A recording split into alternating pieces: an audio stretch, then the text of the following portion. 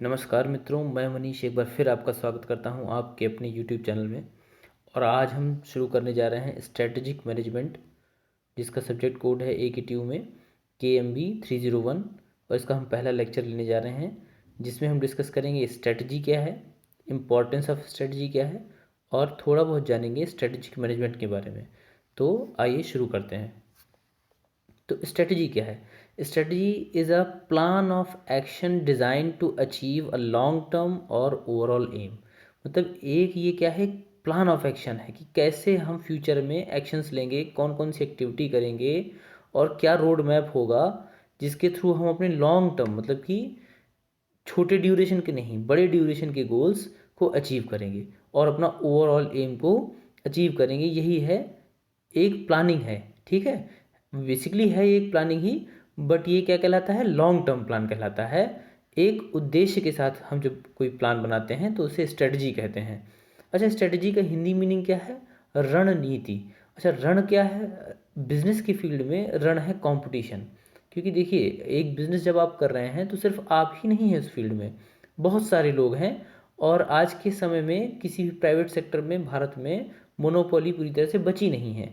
तो इसका मतलब आप नहीं हैं, बहुत सारे आपके कॉम्पिटिटर्स हैं। उन सब से विजय पाने के लिए, उन सब पे विजय पाने के लिए आपको एक रणनीति की आवश्यकता होगी।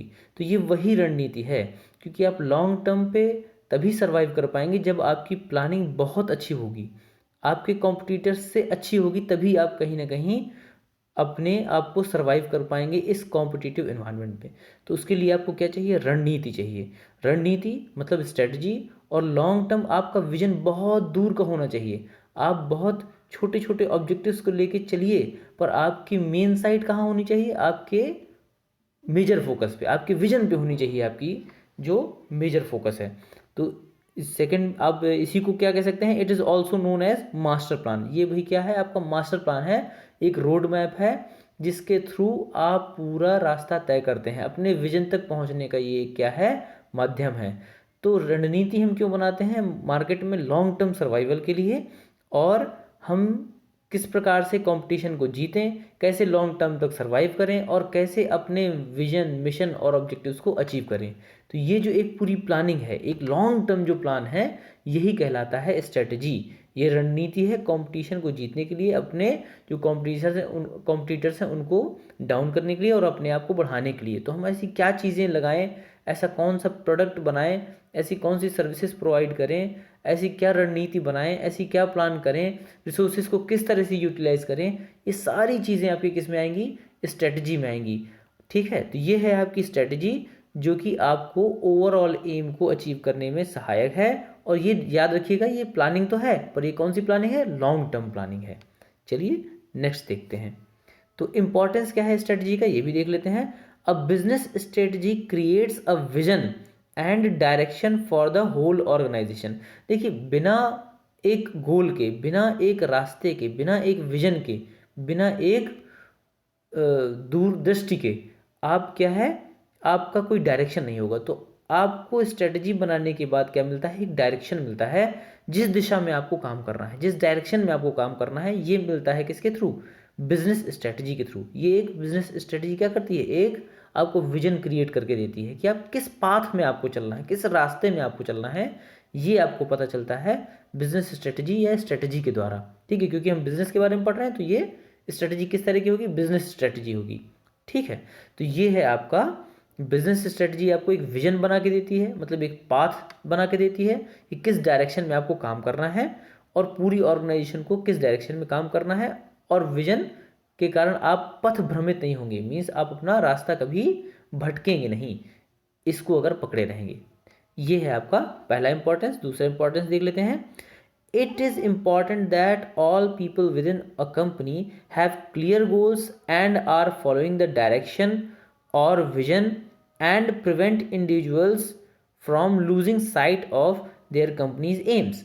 मतलब कि ये बहुत आवश्यक है कि लोग कंपनी के गोल्स के बारे में क्लियर हों और उनको अच्छी तरह से फॉलो करें, मतलब उस डायरेक्शन से भटके नहीं, इंडिविजुअल्स जो भी लोग काम कर रहे हैं, देखिए काम लोग ही करते हैं, उन्हीं का डायरेक्शन होता है। जो कंपनी का डायरेक्शन है, कंपनी कोई अलग से एंटिटी नहीं है, लोगों का एक समूह है, ऑर्गेनाइजेशन इसीलिए बोलते हैं, ठीक है। तो उसे क्या कहते हैं, वो लोग जो उसमें काम कर रहे हैं वो अपनी साइट, अपनी दृष्टि लूज ना करें, उनका विजन बिल्कुल क्लियर हो, उनका पाथ बिल्कुल क्लियर हो, और वो कंपनी के एम को, कंपनी के जो विजन है उसको अचीव करने के ही लिए उसी डायरेक्शन में काम करते रहें। यही है आपका इंपॉर्टेंस ऑफ स्ट्रेटजी। सबसे बड़ी बात यह है कि कंपनी के लोग उस साइट को लूज ना करें, यही है आपका इंपॉर्टेंस ऑफ स्ट्रेटजी। चलिए अब हम देख लेते हैं स्ट्रेटजिक मैनेजमेंट क्या है। हमने स्ट्रेटजी देख लिया, स्ट्रेटजी का इंपॉर्टेंस देख लिया। स्ट्रेटजी क्या है, एक रणनीति है, एक लॉन्ग टर्म प्लान है, जिससे हम एक विजन क्रिएट होता है और हम एक डायरेक्शन में काम करते हैं जो हमें विजन पूरा कराने में, विजन को अचीव करने में सहायक होता है। इम्पॉर्टेंस क्या है कि लोग जो काम करते हैं वो पथ भ्रमित ना हो, उनका डायरेक्शन ना बदले, उनका जो ध्यान है वो ना भटके, वो उसी डायरेक्शन में काम करें जो कि ओवरऑल एम या आपका विजन अचीव करने में या मिशन अचीव करने में सहायक हो, उसी पाथ में चलते रहें। क्योंकि एक ही जब आप पथ भ्रमित नहीं होंगे, भटकेंगे नहीं, तो आपके जो विजन है, जो आपका उद्देश्य है, मुख्य उद्देश्य है, उसको पूरा होने में बल मिलता है और उसके पूरा होने की प्रोबेबिलिटी, उसके पूरा होने के चांसेस, उसके पूरा होने की संभावना ज़्यादा हो जाती है। तो स्ट्रेटजी हमें वही पाथ प्रोवाइड करती है, वही रास्ता प्रोवाइड करती है, वही डायरेक्शन प्रोवाइड करती है। अब बात कर लेते हैं कि स्ट्रेटेजिक मैनेजमेंट क्या है। तो देख लेते हैं, strategic management is the set of managerial decisions and actions that determines the long run performance of a corporation. तो स्ट्रेटेजिक मैनेजमेंट में सबसे ज़्यादा क्या करना है, आपको मैनेजरियल डिसीजंस के बारे में बात होगी और जो एक्शंस लिए जाएंगे जो कि एक कंपनी की लॉन्ग रन परफॉर्मेंस को, भाई शॉर्ट रन परफॉर्मेंस की बात नहीं हो रही है, एक साल के अंतर्गत की बात नहीं हो रही, एक साल से ऊपर की परफॉर्मेंस की बात हो रही है कि लॉन्ग टर्म में कैसे कंपनी सर्वाइव करेगी, कैसे कंपनी काम करेगी, कौन कौन से मैनेजरियल डिसीजंस लेने होंगे और कौन कौन से एक्शंस लेने होंगे जो कंपनी की लॉन्ग रन परफॉर्मेंस, जो दूर वाली परफॉर्मेंस है, जो ज़्यादा समय के लिए जो परफॉर्मेंस है, जो विजन है, जो मिशन है, उस रास्ते में आप कितना अच्छा परफॉर्मेंस दे रहे हैं, कंपटीशन को कैसे बीट करते हुए चल रहे हैं, ये आपका मैनेजरियल डिसीजंस और आपके एक्शंस ही डिसाइड करेंगे। तो ये चीज़ें किसके अंतर्गत आती हैं, आपके स्ट्रेटेजिक मैनेजमेंट के अंतर्गत आती हैं। मतलब कि अगर आप कंपटीशन है मार्केट में, तो आप ऐसा कौन सा प्रोडक्ट लॉन्च करें कि आप उस कंपटीशन को विन कर जाएं, कस्टमर की लॉयल्टी को गेन कर जाएं, आपका मार्केट जो शेयर है वो बढ़ जाए, आप ज़्यादा से ज़्यादा सेगमेंट्स में अपना काम कर पाएँ, ठीक है। तो ये चीज़ें सब जो स्ट्रेटेजिक डिसीजंस लिए जाएंगे वो कहाँ से लिए जाएंगे, आपके स्ट्रेटेजिक मैनेजमेंट में लिए जाएंगे, ठीक है। क्योंकि आप जो प्रोडक्ट लेके चल रहे हैं, अगर उसमें कोई समस्या आ रही है तो आपको रिसर्च करनी होगी, ये जानना होगा कि कौन सा प्रोडक्ट मार्केट में अच्छा सर्वाइव कर सकता है, कौन से फीचर से लोग ज़्यादा खुश हो रहे हैं। कस्टमर ओरिएंटेड मार्केट पे आपको काम करना होगा, कंपटीशन को भी ध्यान में रखना पड़ेगा, आपके कॉम्पिटिटर्स क्या क्या प्रोडक्ट बना रहे हैं, कौन कौन से प्रोडक्ट बना रहे हैं, उनकी क्या स्पेसिफिकेशंस हैं, क्या कैरेक्टरिस्टिक्स हैं, उसको ध्यान में रखते हुए उससे बेटर, मतलब जो वैल्यू टू द कस्टमर आपको देनी है। समझ रहे हैं आप बात, क्योंकि वैल्यू टू द कस्टमर का मतलब है कि उनको कम कॉस्ट में ज़्यादा से ज़्यादा बेनिफिट क्या मिल रहा है, ठीक है। और किसी की अगर बहुत क्वालिटी मेजर करती है, जैसे प्रीमियम सेगमेंट्स होते हैं, तो उनको फिर आप क्वालिटी बना के दीजिए।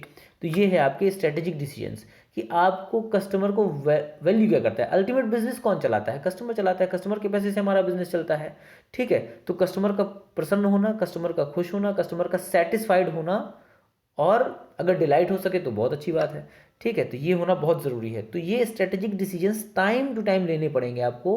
तो ये स्ट्रेटेजिक मैनेजमेंट है, और ये कौन लेगा, टॉप लेवल मैनेजमेंट ही भाई स्ट्रेटेजिक मैनेजमेंट या स्ट्रेटेजिक डिसीजंस लेते हैं, ठीक है। जो कि एक कंपनी के और एक्शंस लिए जाते हैं, पहले प्लानिंग की जाएगी, उसके बाद में स्ट्रेटेजी इंप्लीमेंटेशन होगा, हम प्रोसेस पढ़ेंगे पूरा आपको स्ट्रेटेजिक मैनेजमेंट का, उसमें सारा कुछ आएगा। उसमें बहुत सारी चीज़ें आती हैं, इन्वायरमेंटल स्कैनिंग आती है, स्ट्रेटजी फॉर्मुलेशन आता है, स्ट्रेटजी इम्प्लीमेंटेशन आता है, स्ट्रेटजी इवेल्युएशन एंड कंट्रोल आता है। तो ये सब चीज़ें हम अभी पढ़ेंगे आगे। हालांकि ये क्या है, मेजरली स्ट्रेटेजिक मैनेजमेंट एक सेट है मैनेजरियल डिसीजंस का और एक्शंस का, जो कि एक कंपनी की लॉन्ग रन परफॉर्मेंस को क्या करेगा, डिटरमाइन करेगा, जो निर्धारित करेगा।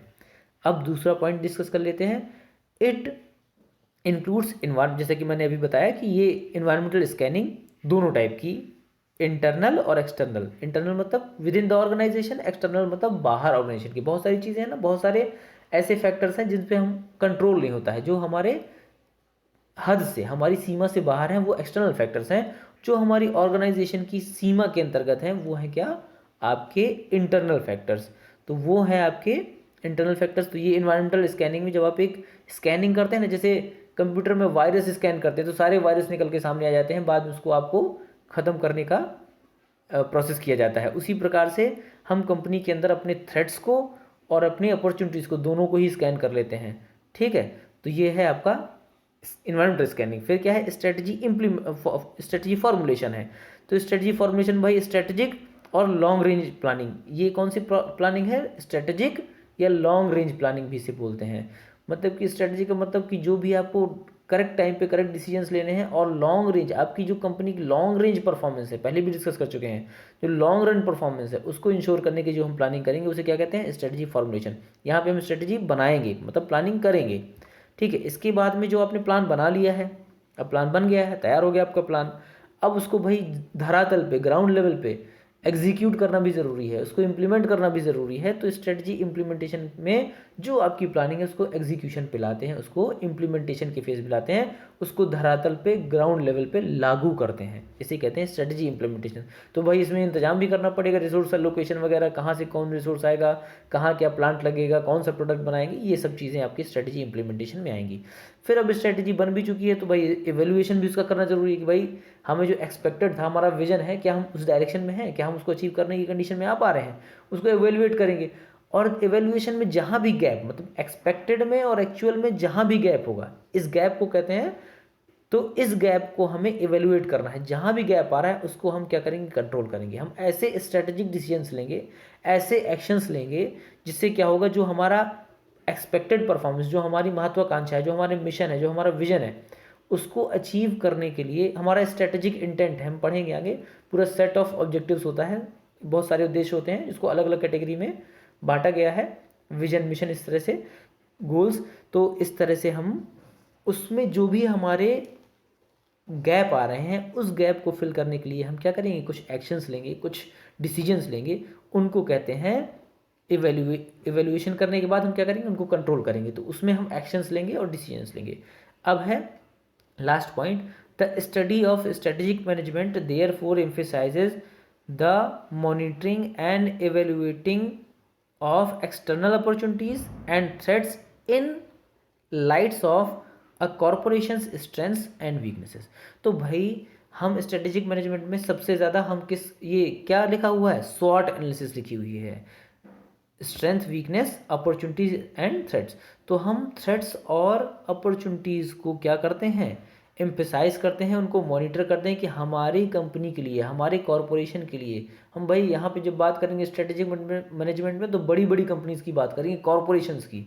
ठीक है, छोटी मोटी दुकानों की बात नहीं कर रहे हैं, हम बड़ी कंपनीज की बात कर रहे हैं। आपको बड़े बिजनेस के बारे में जानकारी यहाँ पे दी जाएगी और ये हमेशा आपको काम आएगी। ठीक है, चाहे आप बिजनेस करें या मैनेजमेंट की कोई पोजीशन होल्ड करें, हमेशा काम आएगी। सब्जेक्ट में तो काम आएगी ही, जो आपको पेपर में लिखना है वो तो है ही, पर आपको ये कोई भी बिजनेस में या कोई बिजनेस पोजीशन होल्ड करते हैं या मैनेजमेंट की कोई भी पोजीशन होल्ड करते हैं, हमेशा ये काम आने वाली है। स्वॉट एनालिसिस बहुत इंपॉर्टेंट है।